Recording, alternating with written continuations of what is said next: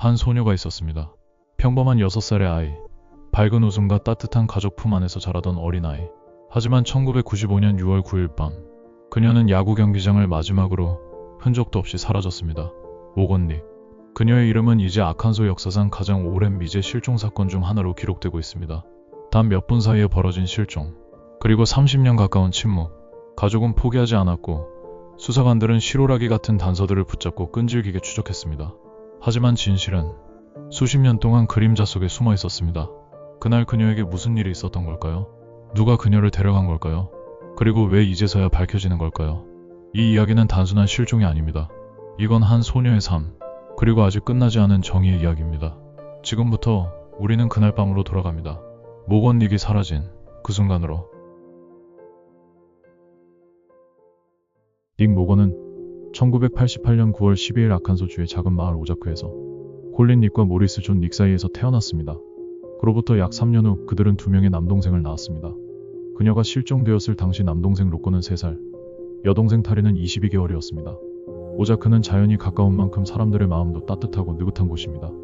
도시의 소음이나 번잡함과는 거리가 먼, 그저 조용하고 평범한 일상이 반복되는 그런 마을. 아빠인 모리스는 사랑스럽고 친절한 아버지로 알려졌습니다. 이 부부를 아는 사람들은 그들이 부모로서의 책임을 받아들이고 닉 모건의 삶을 더 편하게 만들기 위해 최선을 다했다고 말했죠. 하지만 모리스와 콜린의 결혼 생활은 처음에는 행복해 보였지만 닉 모건이 6살 때 서로의 관계에 문제가 생겨 두 사람은 헤어지기로 결정했고 결국 이혼으로 이어졌습니다. 그러나 그 과정은 우호적이었고 그들은 자녀 양육권을 놓고 다툰 적이 없습니다. 엄마 콜린은 홀로 딸을 키웠습니다. 콜린은 항상 자녀를 먼저 생각하는 헌신적인 어머니였습니다. 두 사람은 서로에게 전부였고 대부분의 시간을 함께 보냈습니다. 그렇기에 모건과 콜린은 유대감이 끈끈하게 배어 있었습니다. 모건은 유치원을 다니던 어린 나이에도 학업에서 우수한 성적을 거두었고 콜린은 그런 모건을 이미 초등학교에서의 학업도 우수할 것이라는 기대도 했습니다. 금발머리에 또렷한 눈동자, 수줍음이 많은 아이였고 마음이 넓은 아이였습니다. 사과를 좋아했고 고양이도 좋아했죠. 또 상상력이 풍부하고 감수성도 깊었습니다. 친구보다는 가족과 있는 걸 더 좋아했고 엄마의 품 안에서라면 어디든 세상이 안전하다고 믿던 나이.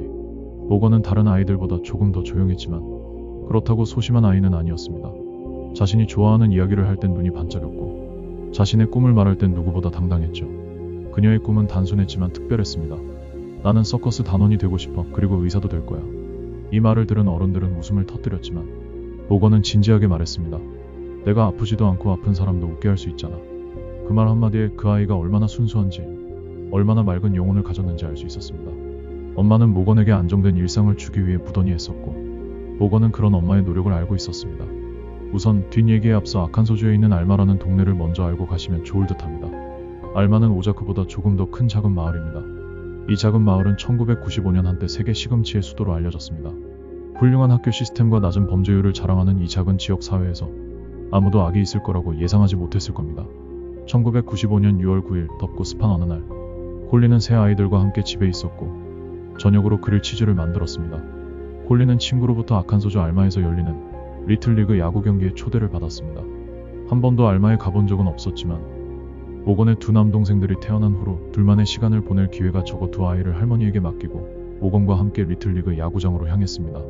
경기는 저녁 9시, 차로 약 30분 거리, 가벼운 나들이처럼 시작된 평범한 하루였습니다. 야구장에 도착했을 때 관중석은 이미 가득 찼지만 콜린과 모건은 관중석을 지나 콜린의 친구들을 찾아 앉았습니다.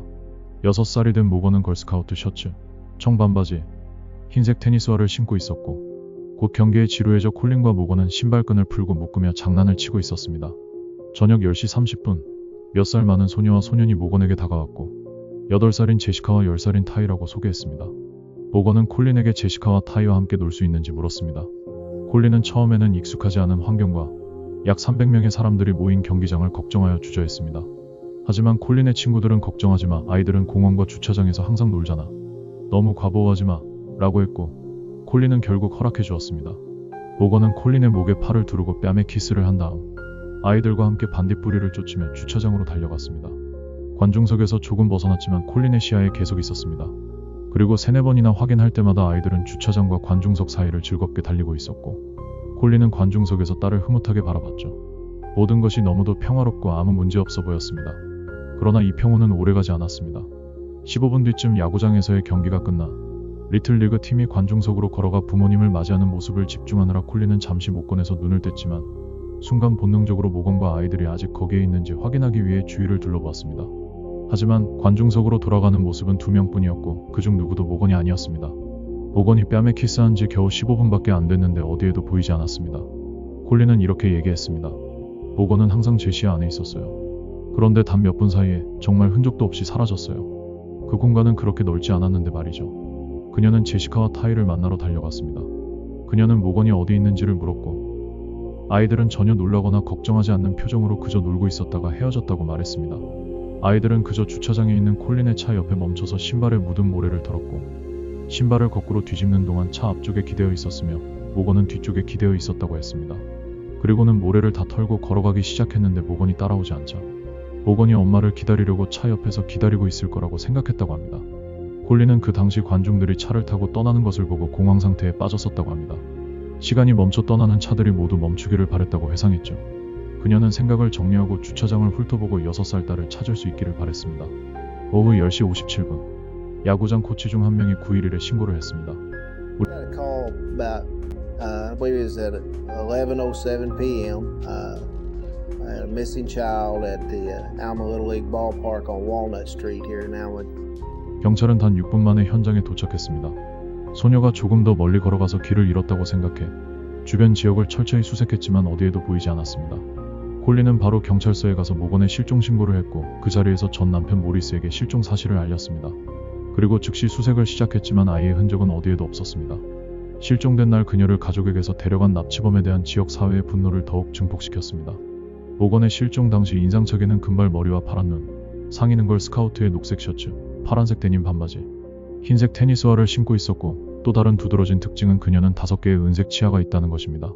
모건이 실종된 지 사이로 콜린은 혼란에 휩싸였습니다. 모건에 대한 공식 수색은 여러 기관에서 진행했지만 오늘날 실종 아동 수색에 도움이 되는 많은 자원을 콜린은 그 당시에 이용할 수 없었습니다. 콜린은 실종된 딸에 대한 포스터를 직접 만들어야 하는 상황에 처해 있었습니다. 끝없는 언론 요청에 답하고 모건의 생명에 대한 엄청난 두려움에도 불구하고 계속 일해야 했어요. 4일간 쉬지 않고 수색한 끝에 콜린은 이웃 지역에서 모건이 납치되기 6개월 전 실종된 18살 소녀의 어머니를 만났습니다. 불행히도 그 소녀는 죽은 채 발견되었죠. 콜린은 소녀의 어머니가 이 끔찍한 사건에서 어떻게 살아남았는지 알고 싶어 대화를 나누었습니다. 소녀의 어머니는 콜린의 눈을 똑바로 바라보며 희망을 잃을 수 없다고 말했습니다. 희망을 잃을 수 없다는 말이 콜린에게 아주 강력한 힘이 되었습니다. 알마 경찰서는 즉시 FBI를 포함해 모건의 실종에 대한 대규모 수사에 착수했습니다. 아칸소 주 경찰과 언론이 수색에 나섰습니다. 시청은 잠재적 목격자들의 전화를 받기 위해 즉석 콜센터로 바뀌었고 FBI는 건물 주차장에 이동식 지휘센터를 설치했습니다. 네 가족은 길 건너편 소방서로 임시 거처를 옮겼는데 이곳은 이후 자원봉사 수색대의 본부로 사용되었습니다. 목격자들은 그날 저녁 일찍 운동장에서 모건이 뛰는 모습을 신원 미상의 백인 남성이 지켜보는 것을 목격했고 그가 모건과 다른 두 아이에게 접근했다고 주장했습니다. 알고 보니 제시카와 타이는 모건과 놀고 있을 때 빨간 픽업 트럭에 기대어 있는 남자를 봤었다고 말했습니다. 그는 트럭 앞쪽에 기대어 있었고 팔짱을 끼고 마치 경기를 보는 것처럼 필드를 바라보고 있었지만 아이들은 그가 때때로 자신들을 보고 있다는 것을 알아차렸고 심지어 그는 그들에게 시골 특유의 악센트로 말했다고 묘사했습니다. 불행히도 아이들은 그가 그들에게 한 말을 정확히 기억할 수 없었습니다. 그들은 불과 8살과 10살인 아이들이었으니까요. 목격자들의 증언을 바탕으로 수사관들은 이 남성이 23세에서 38세 사이이며 중간 체형에서 건장한 체격에 키는 약 183cm, 몸무게는 80kg으로 확인되었습니다. 뒤로 넘긴 검정색 또는 회색 머리카락, 코수염과 약 3에서 4일 정도 자란 짧은 턱수염, 가슴에는 털이 많았고 그리고 짧은 청 반바지를 입고 있었다고 합니다. 특히 용의자의 차량에 많은 관심이 쏠렸는데 아마도 흰색 차체의 빨간색 픽업 트럭인 쉐보레 실버라도 또는 S10일 것이라고 했습니다. 트럭은 칙칙한 페인트를 칠했고 휠베이스가 짧았으며 아칸소 번호판을 달았을 가능성이 있고 뒤쪽에 흰색 캠핑카 쉘도 달려 있었으며 쉘이 트럭보다 4인치나 짧아 보였고 오른쪽 뒷부분이 손상되어 있었으며 창문에는 커튼이 쳐져 있었다고 했습니다. 픽업 트럭은 모건이 실종된 것과 거의 같은 시기에 야구장 주차장을 떠난 것으로 알려졌습니다. 야구장에서 촬영된 홈 비디오를 검토한 수사관들은 용의자와 앞서 언급한 빨간색 트럭의 존재를 확인했지만 안타깝게도 녹화 영상이 너무 흐릿해서 그의 얼굴을 선명하게 볼 수 없었습니다. 모건이 실종된 후 며칠 동안 당국은 알마 지역에서 운전자와 아이들이 연루된 의심스러운 활동에 대한 수많은 신고를 받았습니다. 한 남성은 1995년 6월 9일과 10일 알마 지역 근방에서 발생한 두 건의 아동 유괴 미수 사건에 연루된 것으로 추정됐습니다. 6월 9일, 이 남성과 닮은 용의자가 4살배기 여자아이를 빨간 픽업트럭에 태워 유인하려 했지만 아이가 비명을 지르자 어머니가 달려와 아이를 도우려 했고, 두 번째 유괴 미수는 알마에서 불과 15마일 떨어진 포트 스미스에서 발생했습니다. 신원 미상의 한 남성이 9살 여자아이를 편의점 남자 화장실로 유인하려 했지만 아이는 저항했습니다. 소녀의 진술에 따르면 이 남성 역시 모건 실종 사건에 연루된 것으로 추정되는 남자와 닮았다고 합니다. 워퍼드 필드에서 수사관들은 모건을 납치한 범인이 사용했을 가능성이 있는 빈병, 담배꽁초, 그리고 기타 물건들을 수거했습니다. 수거된 물건들에서 DNA가 채취되었지만 일치하는 DNA가 사건과 관련이 있는지는 현재로서는 알 수 없습니다. 모건의 아빠인 모리스는 딸의 실종에 큰 충격을 받고 법 집행기관에 협조할 의향을 밝혔습니다. 놀랍게도 초기 수사에서 모리스는 경범죄 마약상으로 활동했다는 증거가 있어 잠재적 용의자가 되었습니다. 그는 또한 폭행 및 재산 피해를 포함한 전과가 있는 것으로 알려졌습니다. 하지만 수사관들이 처음에 모리스가 모건의 실종 사건에 연루되었다고 의심했을 때 콜린은 경찰이 중대한 실수를 저질렀다고 생각했고, 그녀는 모리스가 자녀에게 해를 끼치지 않을 것이라고 주장하며 그를 변호했습니다. 다행히 경찰은 곧 모리스를 용의자에서 배제하고 조 플린에게 주의를 집중했습니다. 조 플린은 그의 마약 공급자로 소문이 났었습니다. 이 사람은 전과가 있었고 마리화나 소지 혐의로 체포된 것 외에도 모건이 실종된 지 불과 한 달 후인 1995년 7월 미성년자에 대한 1급 강간 혐의도 있어 납치 가능성이 제기되었습니다. 그럼에도 불구하고 당국은 조 플린에 대한 모든 의심을 신속하게 해소하고 모건의 실종 사건에 연루되지 않았다고 주장했습니다. 당시 경찰은 수많은 단서를 받았지만 모건을 단서로 삼은 것은 없었고, 몇 달, 몇 년이 지나 제보를 받은 아칸소주 슈투트가르트에 거주하는 엘버트 하비의 정보가 유력해 보였습니다. 아칸소 슈투트가르트 출신의 엘버트 하비라는 남자가 알마 경찰에 전화를 걸어 토요일 아침 정원에서 일하던 중 한 남자가 자신의 트럭에 침입하려는 것을 목격했다고 말했습니다. 그 남자는 엘버트가 자신을 지켜보는 것을 보고 즉시 도망쳤다고 했습니다. 하지만 그는 금발 소녀의 팔을 잡고 뒤로 끌고 있었고, 마지막으로 엘버트가 그들을 봤을 때 그들은 들판을 가로질러 도망치고 있었다고 했습니다. 그는 용의자의 스케치와 모건의 사진을 보고는 용의자와 트럭에 침입하려 했던 사람과 동일 인물이라고 분명하게 말했습니다. 알마법 집행관은 이것이 그들이 기다려온 사건의 단초가 될 수 있다고 생각했고, 모건의 부모는 목격 소식을 듣고 딸이 구출될 때 그곳에 있을 수 있도록 알마에서 약 200마일 떨어진 슈투트가르트로 바로 가는 전용기를 예약했습니다. 그들은 딸을 품에 안고 무사히 집으로 돌아갈 수 있도록 기도했습니다. 또한 법 집행기관이 슈투트가르트에 즉시 도착하여 6제곱마일의 지역을 봉쇄하고 경찰, 헬리콥터, 탐지견, 자원봉사자들이 그 남자와 그의 옆에 있던 금발 소녀를 수색할 수 있도록 했습니다. 모든 수색대와 경찰견들은 덥고 습한 환경에도 불구하고 그날 16시간 동안 모건을 수색했지만 단서 하나 찾지 못하자 법 집행기관은 그의 주장을 의심하기 시작했고, 그들은 엘버트에게 2번의 거짓말 탐지기 검사를 실시했습니다. 결과는 거짓으로 나왔고 결국 그는 거짓말을 자백하여 사기 혐의로 체포되었습니다. Really how to explain to y'all and say how sorry I am for y'all out here wasting your time. Eventually, the man admitted that he had completely fabricated this story, misleading the investigation. 2002년 1월 15일, 아칸소주 경찰과 FBI는 모건이 사유지에 묻혔을지도 모른다는 매우 구체적인 제보를 받고 아칸소주 분빌의 한 사유지를 수색했습니다. 수색을 돕기 위해 시체 수색견이 투입되었지만 사건과 관련된 어떤 사실도 발견되지 않았습니다. 수색 후 수사관들은 해당 사유지로 돌아갈 생각이 없다고 밝혔습니다. FBI는 2010년 11월 15일 오클라호마주 스피로에 있는 이동식 주택을 수색했습니다. 이 집은 수색 당시 아동 성추행 혐의로 수감 중이던 남성이 이전에 거주했던 곳입니다. 그들은 모건이 한때 그곳에 gat혀 있었다는 것을 보여주는 DNA 증거를 찾고자 했지만 수색 결과에 대한 정보는 거의 공개되지 않았습니다. 7년여 후인 2017년 12월 오클라호마주 수사국, FBI 그리고 지역 수사관들이 같은 장소를 수색했습니다. 재수색은 사건 전담반을 통해 접수된 제보에 의해 이루어졌지만 모건의 실종과 직접적인 관련이 있는 것은 아니었습니다. 이번에는 전체 부지에 대한 영장이 있었기 때문에 부지 주변을 파고 부지에 있는 우물을 수색하는 데 집중했지만 아무런 증거도 발견되지 않아 하루 만에 수색이 중단되었습니다. 한때 국립실종 및 착취아동센터는 이 사건에 대한 더 많은 정보를 얻기 위해 주 저녁에 캠페인을 시작했습니다. 이 캠페인에는 고속도로변, 알마 및 포트 스미스 지역, 리틀록과 아칸소 북서부 지역에 광고판을 설치하는 것이 포함되었습니다. 각 광고판에는 모건의 나이에 따른 사진과 함께 정보가 있으면 연락할 수 있는 전화번호가 표시되었습니다. 2019년 오클라호마주 수사국은 모건의 사진을 미제 사건 카드 세트에 포함시켜 지역 교도소에 배포했습니다. 모건의 사진은 이 카드 세트에 포함된 해당 지역에서 발생한 여러 미제 실종 및 살인 사건 중 하나였습니다. 이 사건의 가장 최근 단서는 2021년 11월 FBI가 빌리 잭 링크스라는 남성을 용의자로 발표하면서 드러났습니다. 이는 공식적으로 용의자 명단이 공개된 최초의 사례였습니다. 수사관들에 따르면 그는 약 3년 동안 FBI의 감시망에 걸려 있었습니다. 링크스는 아동 성추행 혐의로 6년형을 선고받고 복역 중 2000년에 사망했습니다. 모건이 실종된 지 2달 후 워퍼드 필드에서 불과 8마일 떨어진 곳에서 발생한 아동 유괴 미수 사건으로 유죄 판결을 받았습니다. 1995년 8월 29일 저녁 11세 소녀가 오빠들 그리고 친구와 함께 동네 레스토랑에 있었는데 링크스가 픽업 트럭을 타고 와서 말을 걸기 시작했습니다.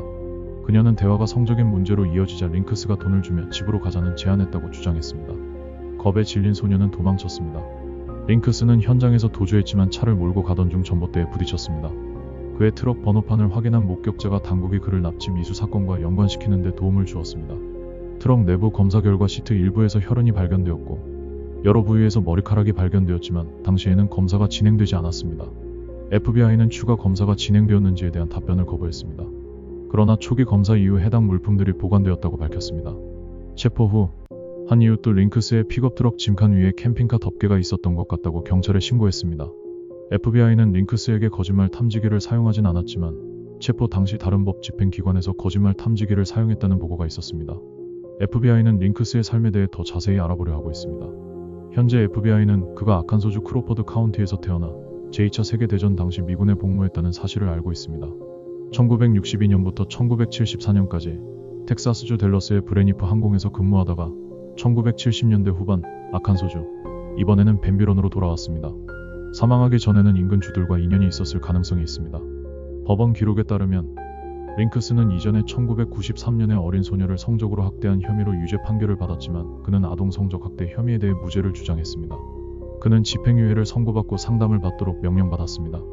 2021년 법 집행기관은 이 사건에 대한 새로운 단서를 계속 접수받고 있으며 이러한 단서들은 지방, 주, 연방 차원에서 수사되고 있습니다. 1995년 이후 수천 건의 제보가 접수되고 수백 건의 신문이 진행되어 방 하나를 가득 채울 만큼 방대한 사건 파일이 작성되었습니다. 확인되지 않은 목격담도 다수 있었지만 모건의 행방이나 그녀를 납치한 사람의 행방에 대한 단서는 아직 발견되지 않았습니다. 현재 FBI와 지역사회 구성원들은 모건과 그녀의 실종에 대한 책임자에게 정보를 제공하는 사람에게 6만 달러의 현상금을 내걸고 있습니다. 모건의 부모는 여전히 그녀가 살아있다고 굳게 믿고 있으며 이 사건에 대한 대중의 관심이 계속되면 그녀가 다시 살아날 수 있을 것이라고 바라고 있습니다. 사건은 끝났지만 기록은 아직 남아있습니다. 다음 영상에서 또 다른 진실을 마주하시길 바랍니다. 구독과 좋아요 잊지 마세요.